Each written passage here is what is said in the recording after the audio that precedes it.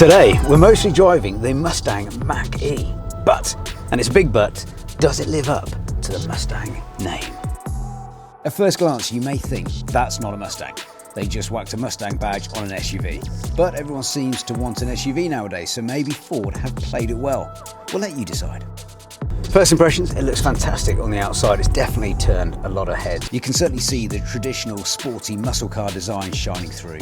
Interior wise, very nice, very clean, very techie. I love this center console. It's cool. They've obviously borrowed a few ideas from certain other electric car manufacturers. Also got this big knob in the middle to control the volume, the audio, and generally I like the interior. Boot wise, pretty decent boot. The front though, absolutely huge, which also has a special safety release valve in it, in case you do get stuck in there.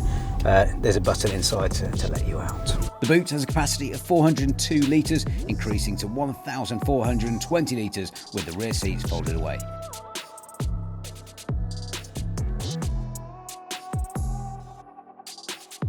But, and here's where the but comes in, the brakes. Not a big fan of the brakes. Maybe they're trying to replicate the Mustang-esque experience, so brakes like a horse, very abruptly. I'm not going to slam the brakes on here because I'll put cameraman Lewis through the front windscreen. Obviously he's wearing his seatbelt. He is, yeah, just double checking. To continue the horsepower theme, the Mach-E has got some kick, with 0 to 60 varying from 7 seconds down to 4.4 seconds in the all-wheel drive GT spec. This model does 0 to 60 in 5.8 seconds. For other specs and range, head over to selectcarleasing.co.uk for the full review. There are two battery sizes to choose from, 70 and 91 kilowatt hour, and the Mach-E is available in rear-wheel drive and all-wheel drive. This version is all-wheel drive with a 91 kilowatt hour battery and 341 miles of range. But the jury is well out on how accurate that figure is. And it has a top speed of 124 miles per hour. Features include wireless charging, a 10.2-inch digital instrument screen. Inside it's pretty minimalist, with most functions controlled through the tablet, but we found it wasn't the most intuitive. And for the voice commands, I might as well have been talking to a horse. Oh, do you know what? We haven't mentioned this.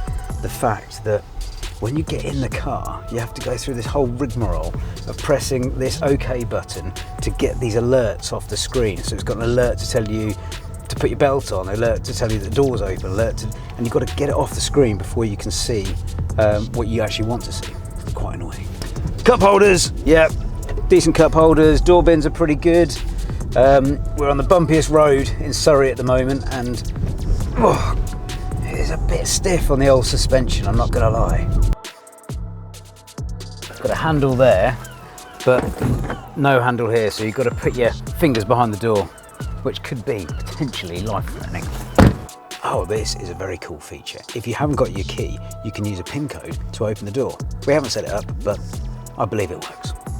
In terms of performance and drive, despite the high centre of gravity, the Mach-E goes around corners well, doing its best to limit body roll. But as it's an EV, it does weigh in at over 2 tons. Its handling is a lot more sporty than you'd get from an average SUV, but does it make up to the level of a Mustang? I'm afraid not in my opinion. When you put your foot down, it does go. And you've got various different modes. You've got Whisper, you've got Active, and my favourite, Untamed. So they're basically going along with the horse vernacular. Is that the right word? Horse analogies in line with the Mustang. I think the hardened Mustang purists will find it very difficult to call this car anything other than the Mach-E. In truth, this car's big appeal, I think, is the name on the badge. For obvious reasons, we decided to name this car Sally, the Silver Bullet, and to look at Sally, I'm a big fan. A lovely bottom, sporty profile, and definitely a head turner. I'd happily sit in traffic behind this, admiring the design. For the price, practicality, and performance, I think there are better designed SUVs on the road. But I'm sure this will tick the boxes for a lot of people out there. So if you'd like to find out about all the electric vehicles that are available on the road right now, head over to selectcarleasing.co.uk and that will give you all the info you need. And remember to subscribe to Select Car Leasing on YouTube to stay up to speed with all of the news and reviews. By the way, we'd love to know if you think the Mustang Mach-E lives up to the Mustang brand. Drop a comment below and let us know.